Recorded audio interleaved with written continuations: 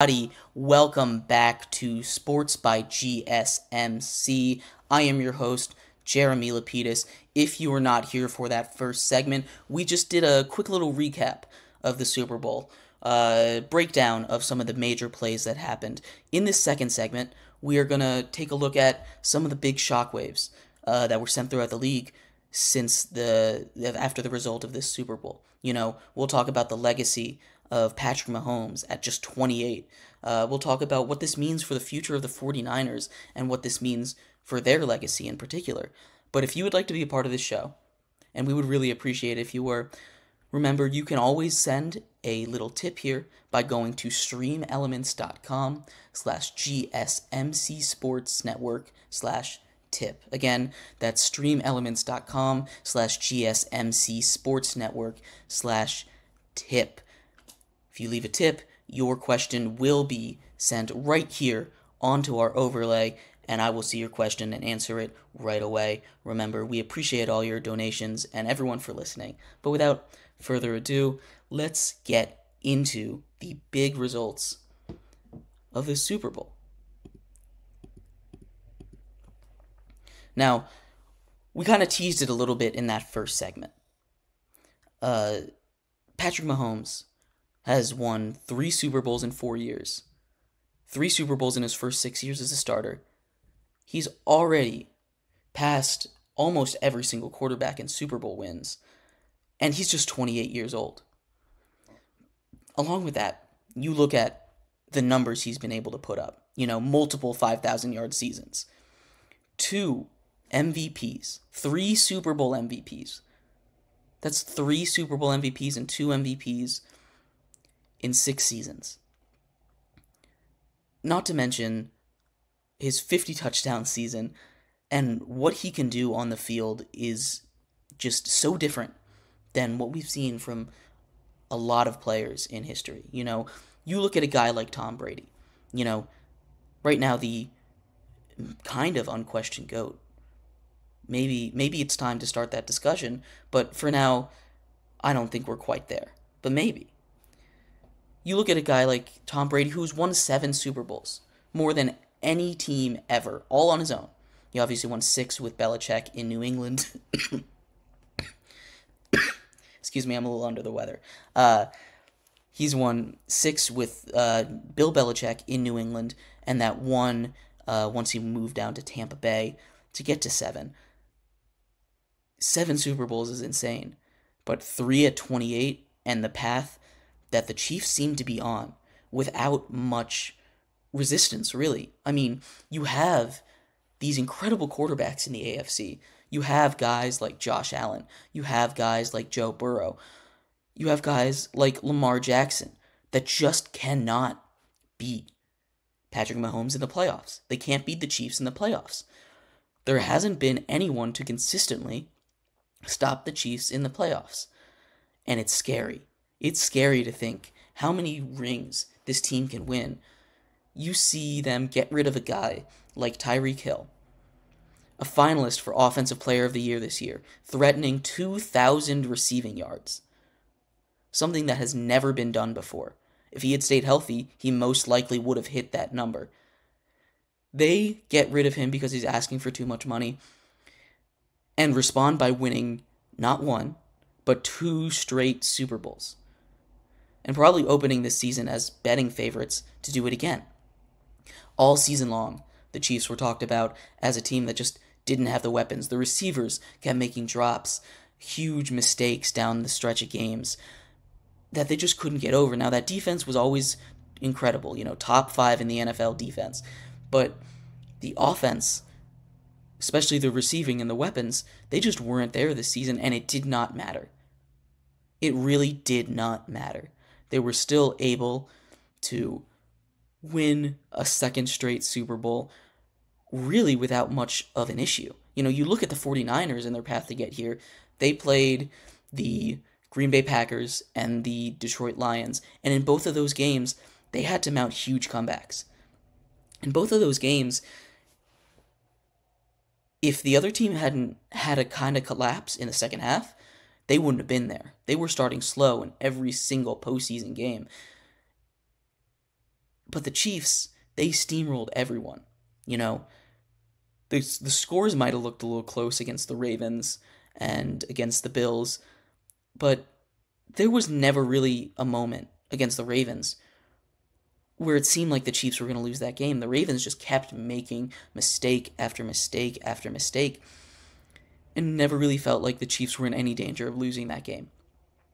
Same thing with the Bills, and the Dolphins. They just steamrolled the Dolphins. They waltzed through these playoffs like it was nothing.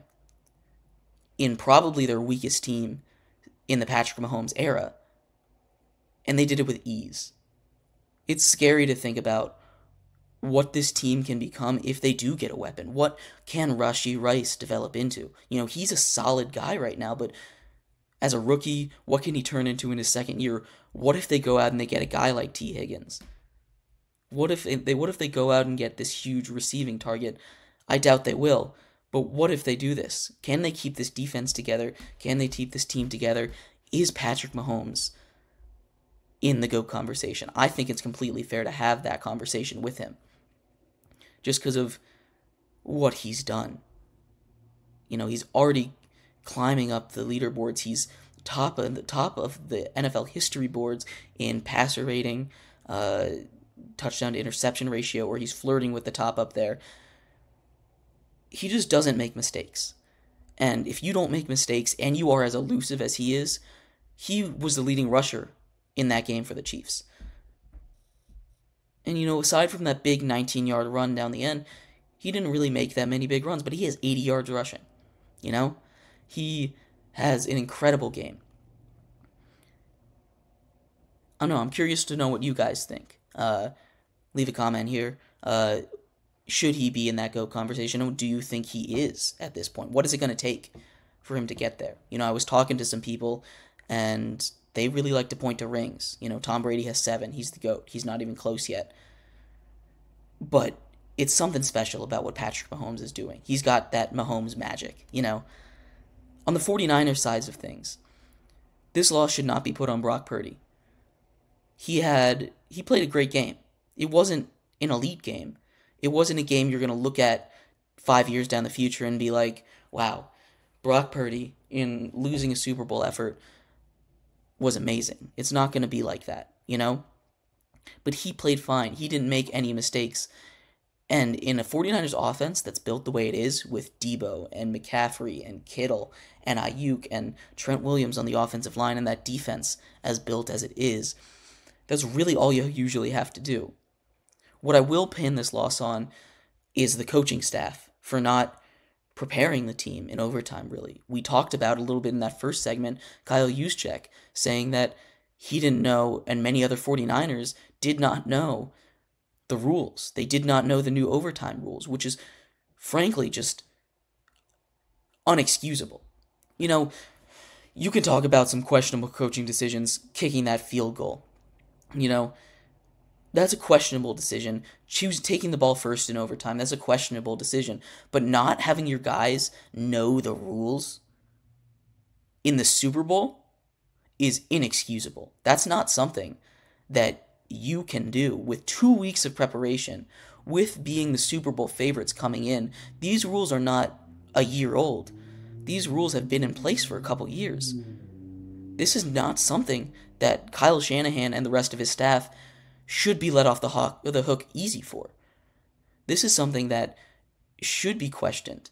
It's not a fireable offense because Kyle Shanahan is so good. But if any other coach that wasn't at the level of Kyle Shanahan had a mistake as big as this, not preparing his guys, not knowing the rules, that is absolutely a fireable offense, and it's a huge red flag for the future of the 49ers. Now, you look at them, they've locked up a lot of their guys long term. And the big question heading into the game is, as much as Brock Purdy has been, in the MVP conversation this season, is he an elite quarterback? And I don't think that question got answered. I don't think that question got answered on Sunday. I think it just raised more questions, because Brock Purdy played a great game. He didn't make mistakes, like we've said, and that's a huge part of being an elite NFL quarterback. Patrick Mahomes does not make mistakes. Simply put, he does not make mistakes, and that's what makes him so good. But having Brock Purdy do the same thing and it not being enough, and I understand, it's against Mahomes and the Chiefs, which is a whole nother beast than any other player in any other team in the playoffs. We talked about their run, but the 49ers simply got outcoached by Andy Reid. Straight up. It wasn't the players' fault. They played incredible. Special teams were a little bit of an issue, but a blocked kick, I'm not going to give that to the fault of the 49ers. I'm going to give that to the benefit of the Kansas City Chiefs making that push and blocking that kick. I'm as much as that muffed punt that hit off the back of his foot is a huge mistake. It's not like the returner dropped the ball. It's one of those things where the return man's just wasn't paying attention, and that is a huge mistake by them. Probably the turning point in the game, that special teams. But the rest of that team played amazing. That defense played so good. And then there's questions, Are you going to re-sign Chase Young, who had a huge game? He played amazing in that Super Bowl, opposite of Nick Bosa. Who is going to, what are you going to do to improve? What are you going to do to make these changes to win the Super Bowl, Because the 49ers have been there. They've been to 2 of the last 4 Super Bowls.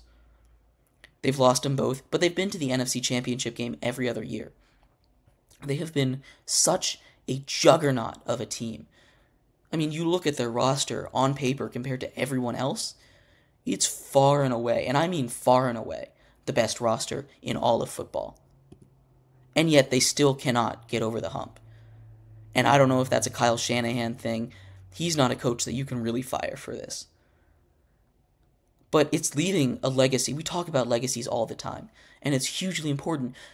The Philadelphia Eagles of the early 2000s, reminiscent of this. They were incredibly successful with Andy Reid at coach, with Donovan McNabb and that incredible roster.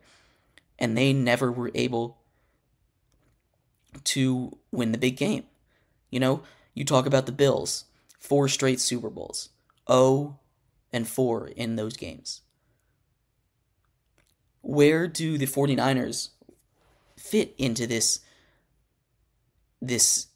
era, this era of this group of incredible teams that just couldn't get over the top? Are they in that conversation?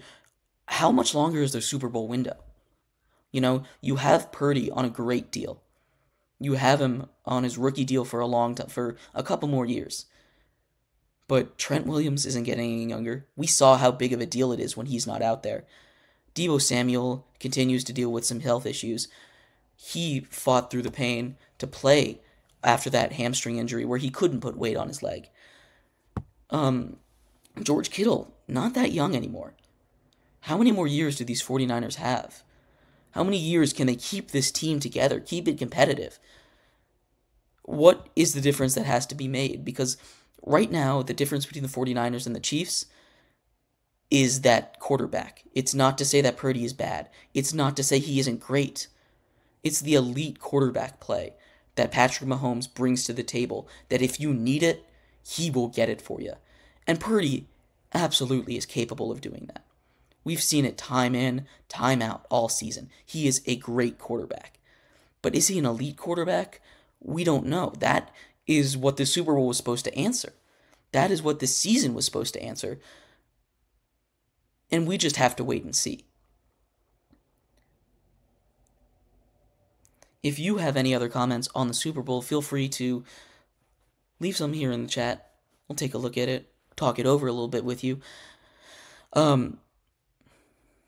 But thank you everybody so much for tuning in to this episode of Sports by GSMC. I have been your host, Jeremy Lapidus.